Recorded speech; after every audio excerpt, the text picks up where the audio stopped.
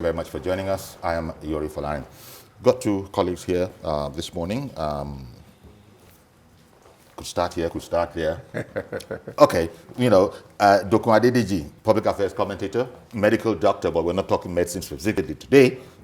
Thank you very much for coming on, Dokun. Thank you for inviting me. Indeed. And Dr. Majid Jamil, Alaji Majid Jamil, just plain Majid Jamil, just as I'm playing Yori Folarin. Majid Jamil, journalist and never mind executive editor, actually MD of Upshot Media. There you go. You accept that, don't you? Good morning, Nigeria. my name is Majid Jamil. I'm a journalist. Well, there you go. Great to have you guys. Thank you. It's quite serious, and I thought where we might look today is we even have to be careful about reporting. You would have seen some headlines. I won't allow SARS protests to happen again. And all of this is on the heels of a National Security Council meeting that held yesterday, chaired by the President and the Minister of Police Affairs, Mohammed Dingyadi, addressed the press afterwards. And supposedly that is where the statement came from. But first of all, the President reportedly saying that I won't allow an SARS protest kind of a thing to happen again. How did you grab that? Let me start with you. Both of you, especially you, you're a professional here. How did you grab that particular headline? I think we are in a very volatile environment, so to say, considering the fact that we are even approaching Christmas, where crime rates normally go up, and just coming out of SARS, and we are still in this inquiry, times where some of these the representatives are already pulling out of apprehension that some of their members are being harassed. I think that kind of statement from government quarters, is uncalled for. But I think our information managers should understand that we should speak the language that will tone down tension in the system. Lai Mohammed was trying to react to that, to that statement. The Minister of Information. Yes, Garba Shehu was trying to react to presidential spokesperson. Yeah, the presidential spokesperson. Information management is very key. The way you dish out certain information. And I think media managers these days, especially, we shouldn't be in a hurry to sell copies of our papers or want to garner more readers or viewers or followers by using sensational headlines. I won't tolerate further SARS protests. I don't think that's what the Security Council meant. I don't think that's what the President meant. I think the President is trying to say that we would avoid a repeat of what happened by looking at the circumstances that led to that protest and address such protest. I think that is the message. So as to prevent any further future occurrence. I'm going to come back to you. But Dokun, whereas I take everything that Majid said, it's about responsibility of the press and all of that. And he also spoke about professionalism in reporting, because the first reporter here was actually the Minister of Police Affairs. He's the guy who, as you know, at all these meetings, they usually appoint one of them to, just tell the press what's been happening. So in this case, it was the Minister of Police Affairs, Mohammed Dingyadi, not Lai Mohammed or anybody else. So it was him, and it's not unusual. Did he actually report it that way? He's coming out of the meeting, and what were the combination of words that he said that led people that were there to run with it? One statement here, one of the papers says, I won't allow a repeat of SARS protest. Buhari, that's attributed to Buhari. Yori, thank you for it, and I'm glad that Majid spoke before me. I must confess that one feels scandalized by the level of practice of journalism in Nigeria. I'm not a journalist, but I do digest what they write. And I must confess that I hardly read Nigerian newspapers because they are too sensational in the things that you should be moderate about. They think about it. If you read the different newspapers, There are different captions for the same story, which then shows you, it depends on the way you want to take it, to reflect your own personal primordial intentions. So I think, as Majid said, look, nobody needs to tell us that we're in a very dangerous place. And when we're in a situation like that, we need to be extra careful about the way we modulate the news. I'm not saying people should not tell the truth, but... Because I was going to go there. That if, however, the way it comes from such a reliable source as someone coming immediately out of the meeting, I guess there's then the question between reporting factually and addressing it. You see, if any pressman was worried about the way the man spoke, maybe not out of profession, then we'll say, Minister, are you saying? Are you saying? Yeah. Yeah. I mean, are you actually saying that the president has said, I will not allow another instance of NSAS That protest? is the essence of professionalism in journalism. Because that would be, if that were to be the case, it would be contrary, wouldn't it, to the principle of legitimate protest. And also, I mean, the fact that government have started, I mean, freezing the accounts of some of these quote-unquote promoters of the NSAS protests, that is already generating a debate and tension. Yes. I mean, and this is a protest that government said was legitimate before it was hijacked. Of course. I mean, Nigerians, constitutionally, we can protest, I mean, peacefully, without infringing on the rights of others. You know, that's why peaceful protests, they are allowed in Nigeria. So now, coming to the use of the word "I won't allow," I mean, that's where I differ. Did the president actually use those words in the meeting? And what was the statement, I mean, credited to the Minister of Police Affairs, who, I mean, briefed the press? I see a journalist who should actually, in a normal climb, probe further. Sir, what exactly is the message you are trying to, is it the decision, is it a communique from the meeting? Is that an official statement from the meeting which just finished, a meeting of the National Security Council to discuss armed banditry, the protests, and even how to curtail, how to get the police to go back to their duties? I mean, that's why a lot of issues that we are dealing with now that is actually raising tension in the land. Okay. It would appear Majid has put some bit of pressure on journalists and their professionalism to know how to, as it were, handle, you know, red hot coals, metaphorically speaking. That seems to be what Majid is indicated, because, as he said, first of all, self-censorship is not alien to the press. No, they themselves know. They do it all the time. But in this case, it might not be the most helpful in these times to have a provocative, let it say, statement like this. But the question is, what was the meaning? If, just for the sake of this conversation, if we say that, well, maybe there was some lazy work in there, nobody was busy, you know, explaining or putting in proper context, well, that's the way it came. Perhaps there's something to be said for it. The man put it down, Borogidi. You see, the thing that I want us to be clear about, Nigerian journalism was not like this. I mean, we know enough of what the past was to understand how we had come this way.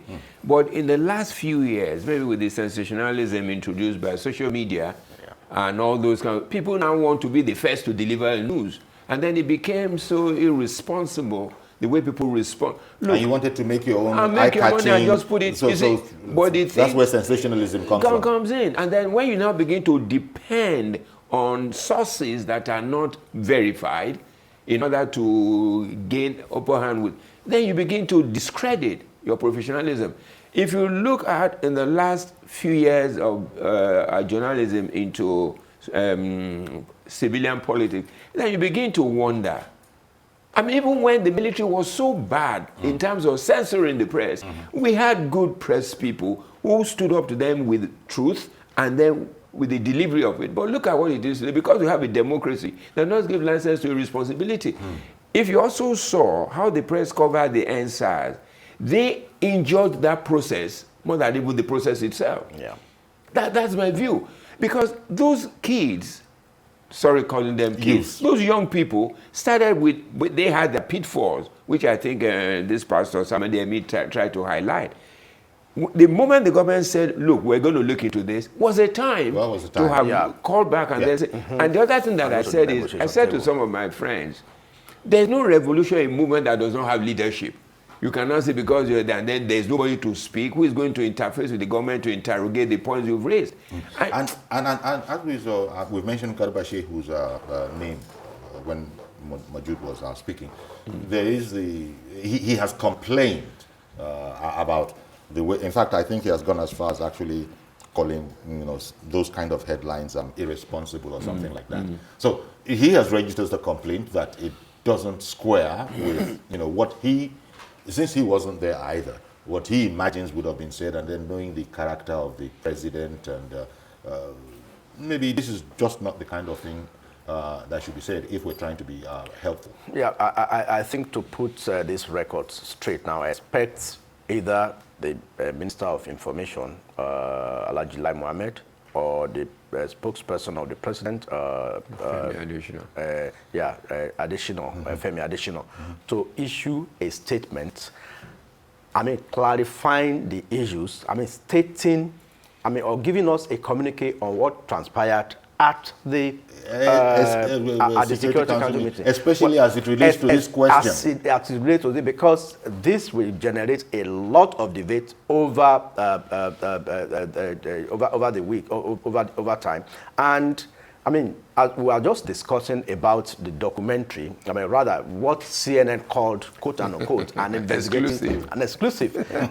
You said you tried to reach out to the military. You said that you didn't get any response from the military. And for a CNN, I didn't see any report, any investigation in what CNN reported today. Nothing. They were picking pieces from what we already knew. The live streaming of that day from DJ Switch, and some other people that were claiming that they were there, and they showed and that there was a massacre. I think they were trying to justify a massacre. A massacre.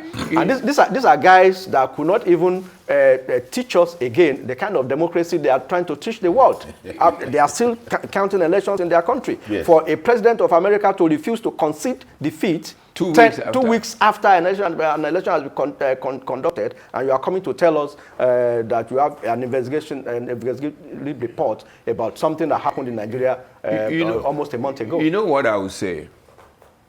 As much as I blame CNN, I lay squarely on our own media. We should be given a frontal view of what happened in our nation than for somebody to come to upstate us and then begin to serve us. Because when I watched this one, I was a bit worried. Yeah. Because there was nothing that you can say it was CNN's investigative process. Yeah. They said obtained by CNN. If you obtain those were things circulating already in social media. Yeah, very and then we should then be in a place to say, this is what happened. But again, you see the prejudices already in the Nigerian media space. So they are now, CNN will now say, we played on what you yourself in your nation has already procured. Fine. I think we addressed this part of it because it's very, very important. How communication goes, that is very, very important. So I suppose maybe what the understanding we're running with until we know differently is that it's all about preventing another such breakdown of law and order, not ending legitimate protests, which all of the authorities have said that the protest was just, that they had a point. So otherwise... But by now I expect that the presidency or the federal government should tell us the 5 points raised by the End SARS protesters, how far we have gone. So that, one by one, the first thing is they want SARS to be disbanded. That one has been done, ticked. Releasing those who have been arrested arbitrarily by the End SARS, by the SARS operatives. Tell us how far we have gone on that. Well, investigative panels are being set up and are in motion in most states of the Federation. You tell us how far you have gone with that. Then they also want those who have been disbanded from SARS to be probed, or they want them to prosecuted, and also for a psychological test to be conducted on them. We want to know how far they have gone about that. And I think the fifth one is the living condition, the standard of living of an average policeman, their salary structure and stuff like that. They talked about training. So that's the fifth one.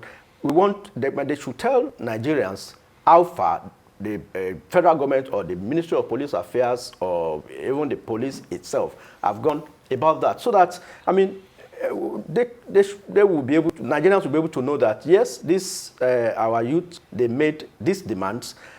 These are the timelines. This is how far the government has gone in meeting these 5 initial demands before it went to 5 and 7, and at a point it became 23. Okay. It went AWI. Okay. We spent some time on the phraseology of the report that came out of that Security Council meeting, but it was convened and presided over by the president as a result of the general idea that banditry, violence, that kind of a thing is still at a worrying level. Even yesterday in Lagos, southwest of the country where we're broadcasting from, there were reports that the Mile 2, Oshodi axis, don't go there. We understand that some people are battling each other. I think it was some transporters. So these things are going on around the place, and people are not able to breathe freely yet. My challenge is this, and I think it comes from the discussion. We are now pursuing red herring over the substances that should have been dealt with. No, what I mean in this country is, now the press is carrying the physiology of what the man had said. As Majid had said, these are 5 issues the government said, okay, we want to address. There should be a timeline to their resolution. Yeah. If the tribunals are going to sit, how long are they going to sit? It can't be ad infinitum, and then next year we're still talking about sitting panels. That's one. And then we take it one by one. Then we lay stepping stones at what are the points to be achieved as we move along these lines. If things are, look, because what the NSAS, for me, the NSAS is just a symptom of a pervasive illness in our nation. We are just taking one. It's like a man coming to a doctor to say, I have a headache, and wants to go and take paracetamol. You need to understand what is the genesis of the headache. This is what I think we should use the NSAS exactly to mean. And then we look, as it comes to the police, look, we can blame the police, I understand that, but look at the psychology of their living. It predisposes them to the brutality they espouses. In the sense, go to Ikeja police, whatever, where they train them. They are trained like prisoners. They carry pain on their head, they carry cutlass, they carry brooms. You can't train someone like that to deal with an intelligent man on the road. You have dehumanized him. As important as all these points are, I believe that there still would have been one section, possibly, of the concerns of the Security Council. As a result of the NSAS protest, was there an upsurge in this banditry and fear, or did it exist? But somehow this made it spill over. Oh, absolutely. Perhaps a little of both, eh? It's a little of both, because we all know. Because that's the background. In fact, so much so that I understand that there are some groups that are criticizing the federal government over the claim that bandits have actually been degraded. That's yet another headline in the paper. So, to the extent that one can believe what one reads, but the concerns that, why is government saying that it has a handle on this? That's how they were telling us that Boko Haram has been badly degraded, and yet we've not got them out of our hair all this time. Post NSAS, I mean, like we said earlier, it took almost 2 or 3 weeks, about at least 2 weeks before the policemen came back to the roads. So it's like hell what let loose. But it got to a point we now started even begging that, please, police. Even if you say come to the road, that would be Lagos. Yeah. If you travel between here and, let's say, Ife, you will not see them on the road. They are not yet on the road. They're so not. It's like Banditry. So antisocial people are taking advantage. Oh, Yes. absolutely. So, and you don't blame the police from the statistics reeled out by the IG when he visited Lagos last week. He said at least 6 policemen were either lynched or killed or maimed, with about 46 of them still in one hospital or the other. 46 police stations were burnt all over the country.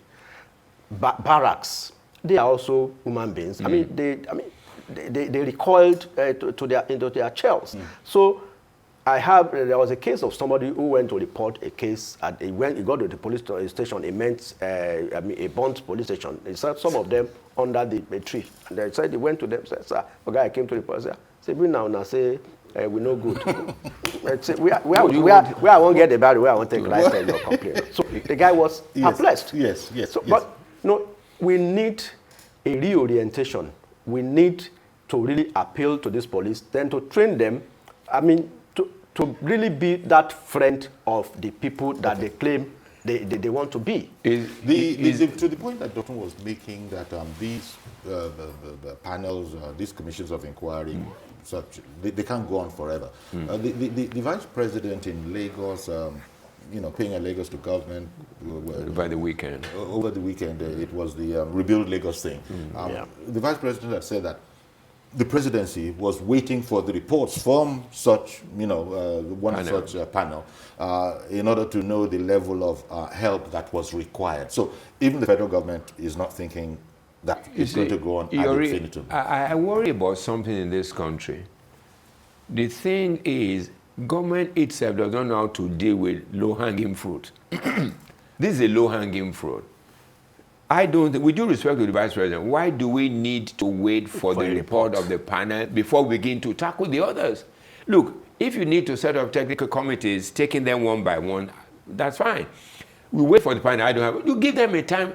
When you're doing corruption yourself, you say, within 90 days or something, or election tribunal. Why don't you have the same for this? How long should it take in a state that knows its police force and the people within it? Why should it take more than 3 weeks or 1 month maximum? And then you go to the next point. You remember some years ago, somebody raised the issue about the Ikeja police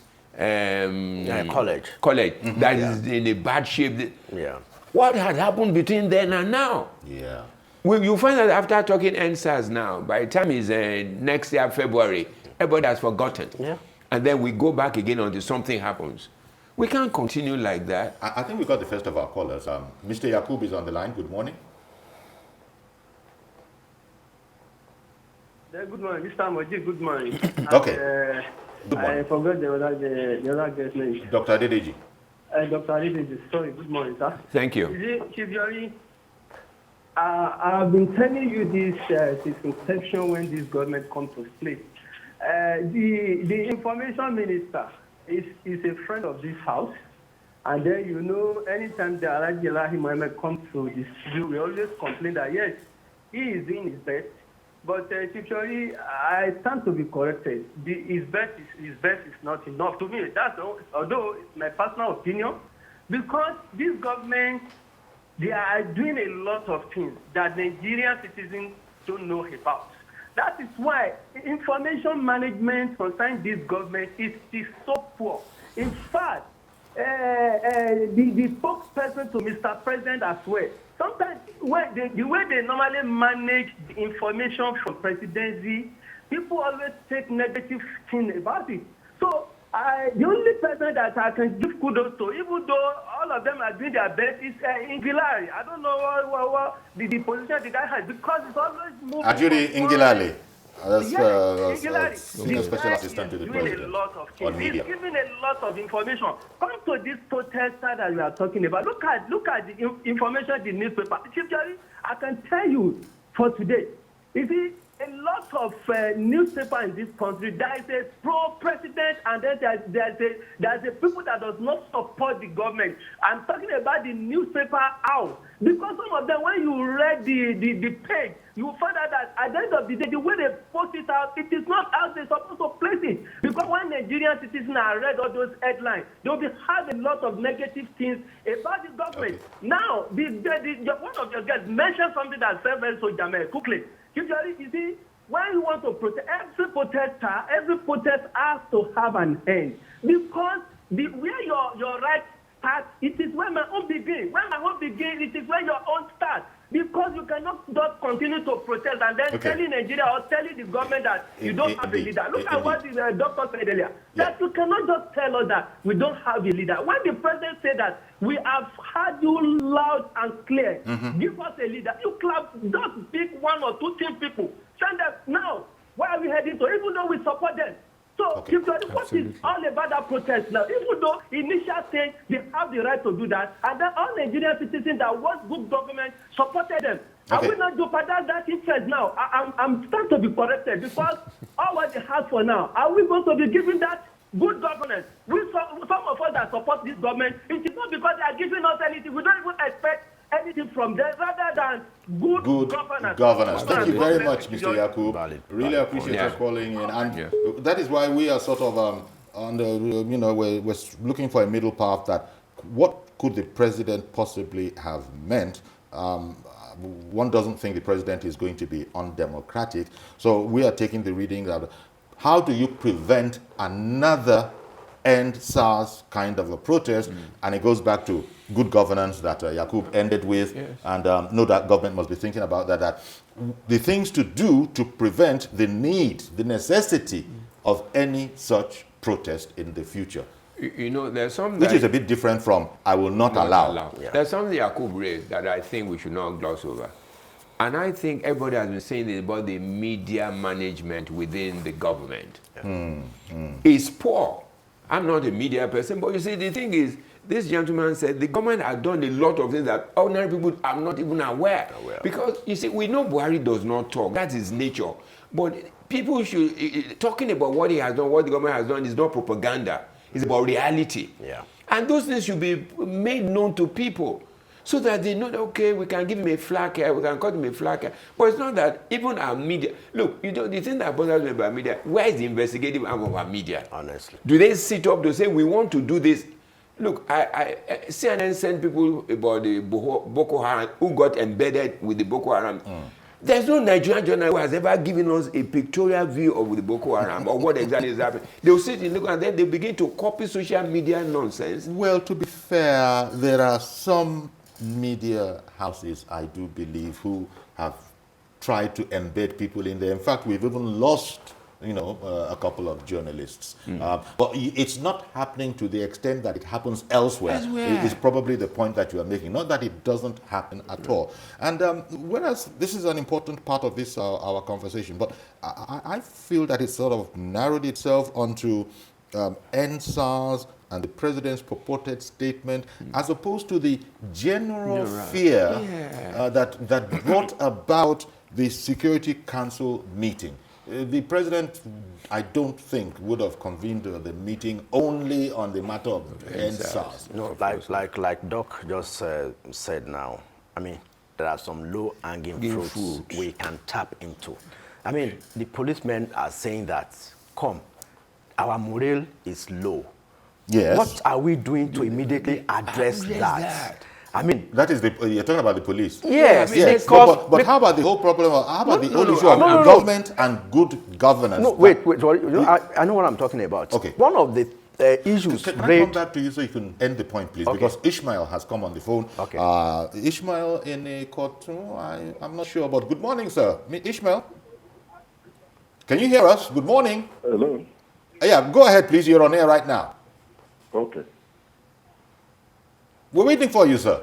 Okay. Good morning, sir. Good morning. Good morning, Mr. Yori. Good morning. Yes, I can hear you. Good morning, Mr. Yori. Good morning, sir. And good morning to your guests. Morning. I think the missing line is so clear. Good morning. I guess the missing line we are having on this issue is very simple. And the angle I'm looking at it is that we don't seem to appreciate ourselves. If we try to appreciate ourselves and allow wisdom to prevail on what we are doing, then we have little or no problem to address. But what I can say is that we don't really appreciate it. As we are sitting there, you yourself, somebody probably produced this shirt you are wearing, the tie, your eyeglasses and everything, for you to be able to look decent and everything. But for us, we just look at that, don't mind that person. Just like Yoruba will say, tie. They just say, nothing. Those children, they are nothing. Those elders, they are not doing anything. But in a situation where elders can acknowledge input of younger ones, the younger ones too can acknowledge the input of the elderly one, then we don't have issues. Okay. And I guess that until we are able to appreciate ourselves, then there will be no issue. But as long as we don't seem to appreciate ourselves, then we continue to address this issue forever and ever. Thank you. Thank you very much, sir, for that perspective. Yeah, I think it's well understood. Like I was saying, the issue of police reform, it has been on even before the SARS. And to let you know that the youths that came with SARS, they were not just being selfish. They raised the issue of the reform of the police, their condition of their standard of living, their salary and all that. I mean, they said if they have a better pay package, for example, a better remuneration, I mean, then we will now say there'll be much more commitment. Much more commitment. I mean, you need to talk to some of these policemen. It's not an easy job. Although nobody has said police work is easy. Yes, but we can also say, well, teachers are not well paid, but they are contented. Who says? I mean, they are also complaining. You see a professor, the maximum a professor can get is about 750,000. So the problem of security up and down the land, NSAS, hashtag NSAS to one side, it's also coming back on the police and how equipped they are to do their work, which is to give us citizens the confidence to, as the police likes to say, go about our normal business. Right now, the confidence to go about, in quotes, go about our normal business, that is waning in some areas according to the reports. Look at the scare that we had in Lagos yesterday. Yes, look, there's a general misconception amongst people. Security is not the sole responsibility of the police. Each individual should be responsible for his own security. I don't mean go and get him a guard or something. But how many Nigerians driving or living in their house has a view of around him and what he's able to do? You see, the thing with our police is, and I like what we're raising, do not just look at this police NSAS thing in isolation. There must be a general concept of governance. What is the normal thing that the government should do for its people? And if those things are not satisfied, you will begin to see pockets of insecurity everywhere. There are too many young people that are not doing anything. If you drive now to Agege, you see many places people are seated at this time, young people, and they're drinking and smoking. As long as they don't have something to preoccupy them and then to engage them in a productive manner, they'll be amenable to be used by anyone. Look, during politics, let's say during campaigns, who are the people who campaign for this politician? They're the same boys. Okay, 1 second, please. I understand I don't know what the CSP is. I've been trying to get my producers. What is CSP? But we have a retired CSP, Babari. Good morning, sir. Hello, good morning. Good morning. Hello. Good morning.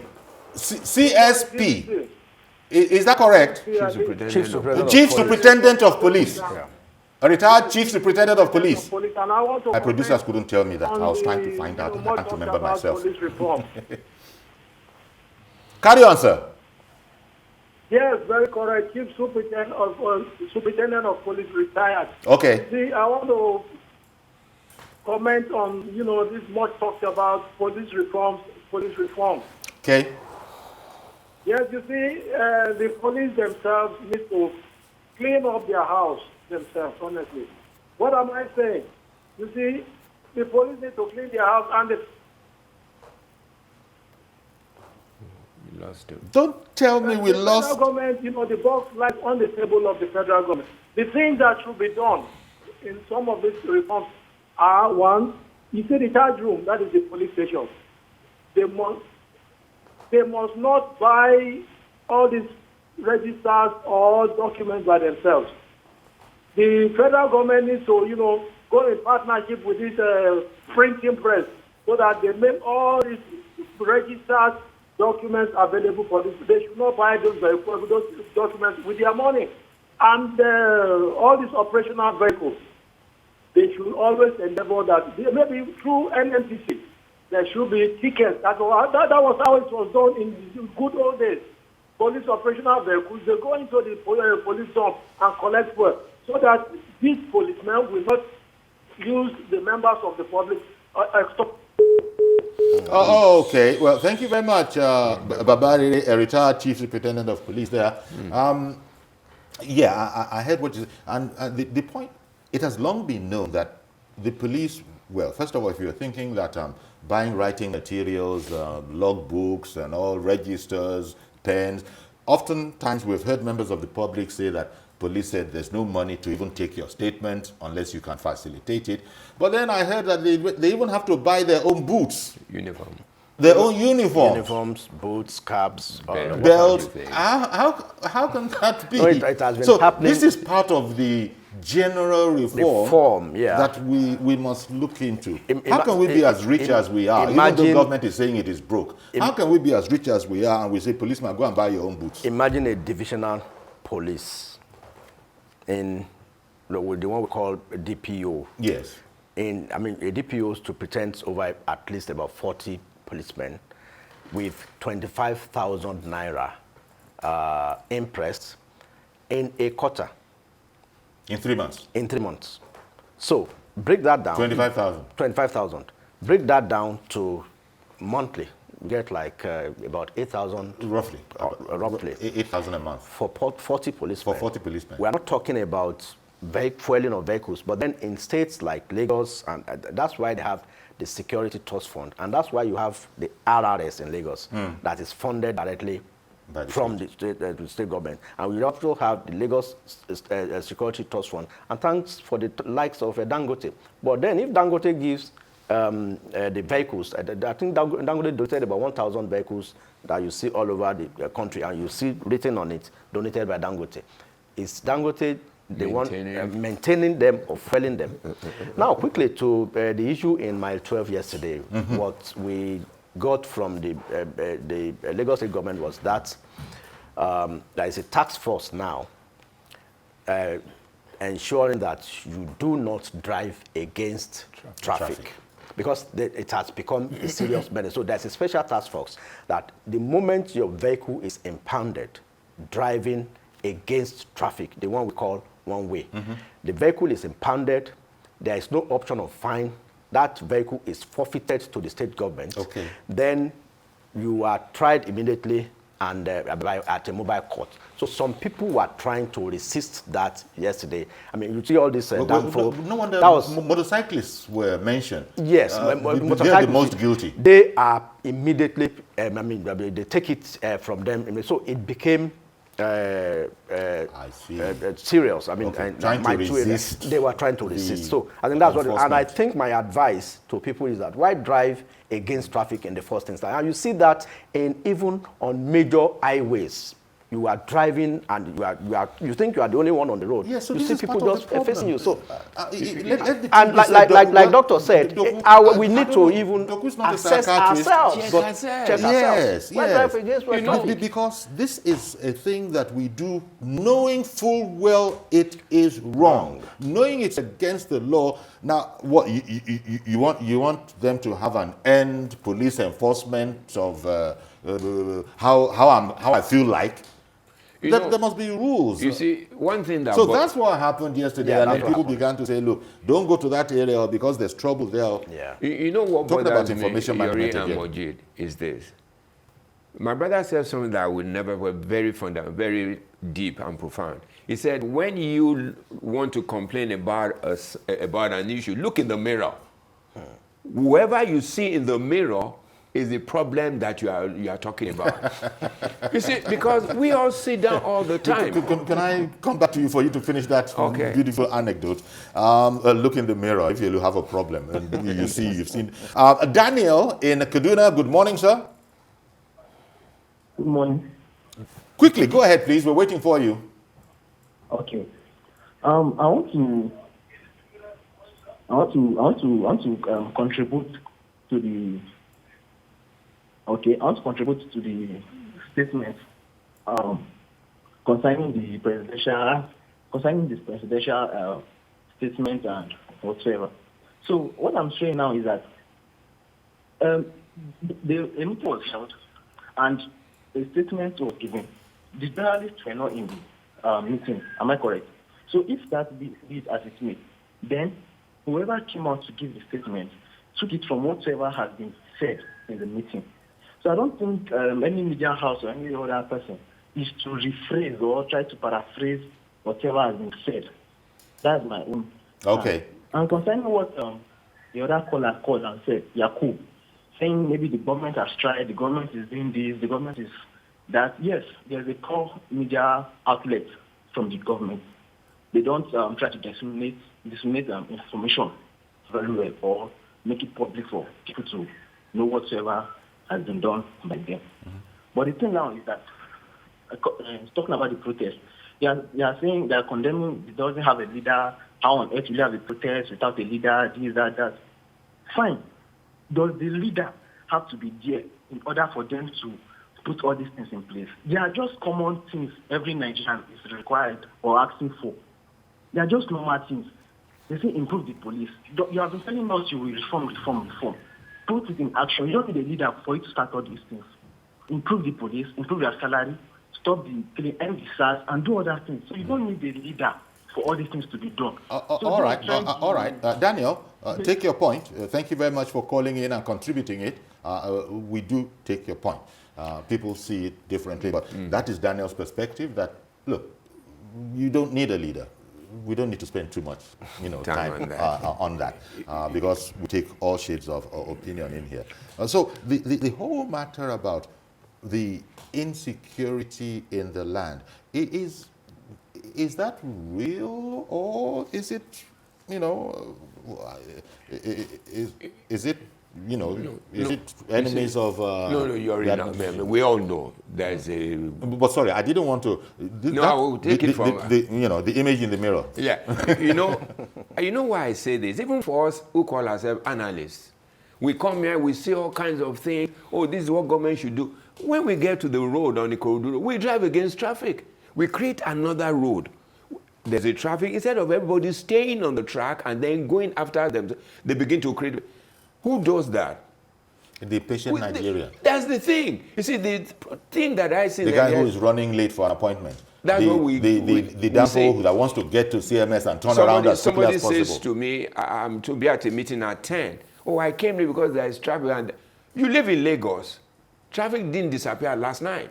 So you make arrangement for that to come. So there's the attitudinal aspect to this. Yeah. Everything we're complaining about, check it. Check yourself against it and see to what level are you responsible. You see, people don't like it when you say they say... That one is going to require one heck of a moral revolution. In as long as it is on federal if it is in the Federal Republic of Nigeria, because these same people, as you know, Doko, as you know, Modit, they go out of Nigeria and conform where such is not allowed. You see, that's madness. That's what both of us said about low-hanging fruits. Yeah. Yes. When the government was coming, what were they carrying apart from big things? What about the little items that you need to deal with? We have said some so there's the Nigerian to deal with, the Nigerian citizen to deal with that one too. Let me bring in Mazi from Arochukwu. I got to know. Mazi in Arochukwu, do they drive against the traffic there, one way? Good morning, sir. Good morning. Do you people drive one way in Arochukwu? We follow the normal road now. We don't do all this what I want with them. You follow other people that quite more. You follow mine. So you see, what I'm just suggesting to the Nigerian government is this. You see, those security agents who are handling all these case files, I will advise them before they go to court, let them do a proper work. Because what we are facing, because we saw what happened in Lagos State, yes. What happened there is not healthy because to do a proper job, that is why you see sometimes they say they do investigation. That does not. If you go to court, the case file is ready. Allow the judge to do his work. Your job is to do follow what the judge have just said. It will work well. But in such a way that we go to the court, you start dictating how the judge will do that. It's not healthy because everything we have a constitution. We follow the constitution. It will help us.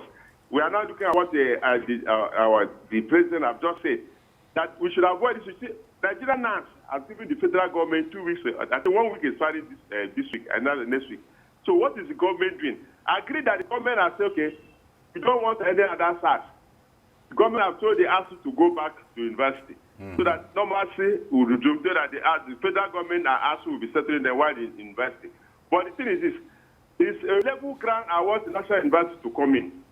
And public people, that so not only the National Assembly, Nigerians who have a say to talk to the ASU and the federal government. Why I'm saying this is this.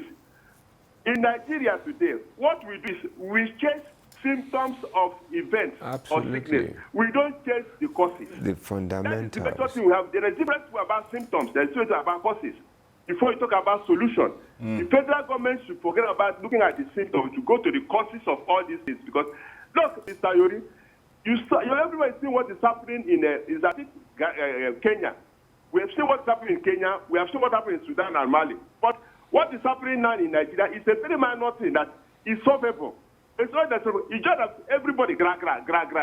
Absolutely. You must follow. Yeah. No. Yeah. You must have a level ground to move on. Because look, Mr. Yori, you are sitting there and doing your job. Before you come to that, you have to prepare your brain and know exactly what to do with your statistics and your record from before coming there. You don't just wake up after you just take your breath. It's not that. That's why the federal government should do a proper work and before coming to all this, we find a level ground. Everything was very soon on Christmas. Before Christmas, we enter New Year. We are talking about 2022. What have we achieved as a country? Okay. But in 10 years, what do we have in plan? 10 years, everybody should go and see as a Nigerian. In 10 years, what do I have to do? Where will I be in 10 years? Thank you very much. Have a blessed day in Lagos. Majid. Thank you. Okay. Thank you very much for calling in. And so there's you guys have brought it up, and Majid is in full agreement. It looks like it's a kind of a moral revolution on ourselves that is required. Because as for the capability, Nigerians go all over the world. They're in the US. They won't drive against traffic. They go to UK. They go to Australia. They go to South Africa. They won't do all these things. The moment we step back on the motherland, then the laws and the rules are different. Well, guys, yes, in closing, please, because we've got to wrap this up, because it's quite a frustrating one. Okay, that gentleman said, you see, one of the things that I've seen wrong with Nigeria, now mentality. We must if we want to do anything, there's no result for me that is pecuniary. I can't do it. Until we sit down as a people to treat the fundamentals, and then we begin to deal with symptoms, we will never get it right. Indeed, you very much like what Majid said. Majid, I still go back to where we started from. Okay. We need a statement from the government clarifying the issue. I mean, whether the president actually said, I mean, I will not allow a repeat of protest. I mean, because it's going to be debated as we go on. Okay. Thank you very much, gentlemen. Majid Jamil and Dr. Dokun Adedeji. Thanks, gentlemen, for coming along. Thank you. And sharing your perspectives. Thank you very much. So that's our program. I always like to end with the fact that SARS has not gone away at all. In fact, they are saying it is coming back. I meant COVID-19, not SARS, speaking SARS. I meant COVID-19. It hasn't gone away. They say it's coming back. Just appealing, Nigerians should observe all the protocols. Social distancing, masking, and whatever it takes. And no Owambe parties. No Owambe parties. They say it's very, very dangerous. I'll see you tomorrow, God willing. I'm Yori Folarin. Bye-bye for now.